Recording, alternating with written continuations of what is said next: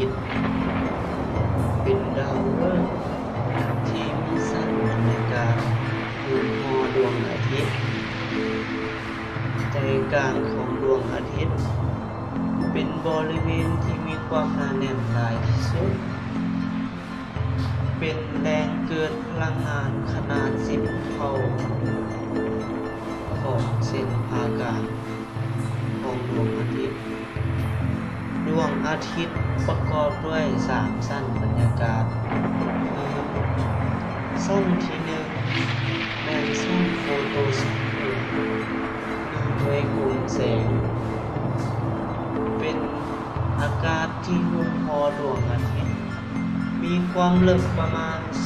250 กิโลเมตรซึ่งเราสามารถเบิ่งเห็นด้วยตาเปล่าได้มีอุณหภูมิประมาณ 60,000 องศาเซนเซียสสั้นโฟโตสเฟียร์ประกอบด้วยเกรนูลมีความหนา 1,000 กิโลเมตรซึ่งมีอุณหภูมิที่และยังประกอบด้วยจุดค่ำของดวงอาทิตย์ซึ่งเอิ้นว่าซันสปอตมีขนาดเกือบเท่าโลกของเรามีความสว่าง10 เท่าของดวงจันทร์เต็มดวงมีอุณหภูมิ 4,700 องศาเซนเซียสสั้นที่2มีชื่อว่าโคมูสเฟียร์หรือหน่วยกลมสีเป็นก๊าซที่มีสีแดงเป็นพื้นผิวที่บ่หับเพียงมีลักษณะเป็นไอพ่นขึ้นสู่ระดับสูงสั้นโคมูสเฟียร์เต็มไปด้วยก๊าซร้อนคือฮีโดรเจนเป็นส่วนหลายก๊าซซีออมเฮลิออมและธาตุอื่นๆอีกเราสามารถเบิ่งเห็น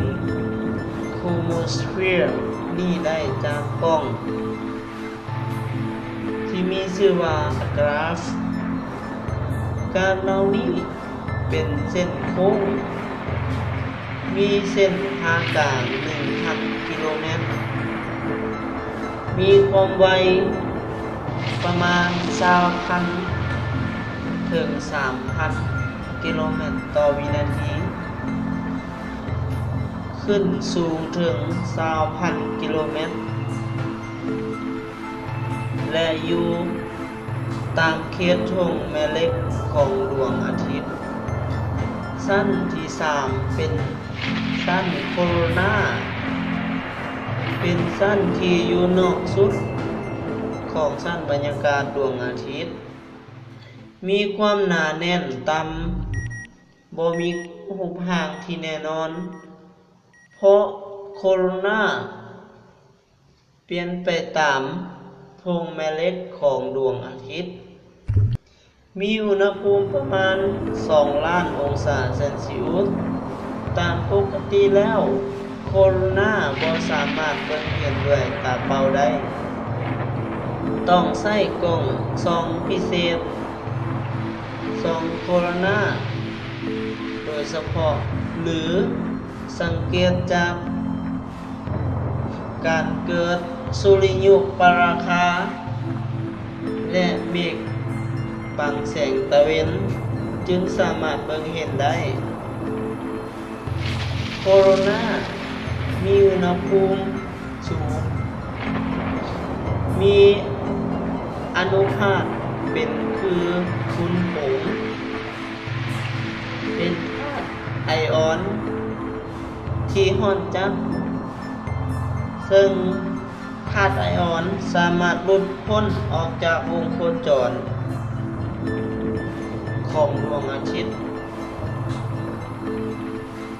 จึงนำมาสู่โลกเราพาให้เกิดความเสียหายเมื่อมีธาตุไอออนเหล่านี้มาสู่โลกเราเป็นไอออนชนิดเส้น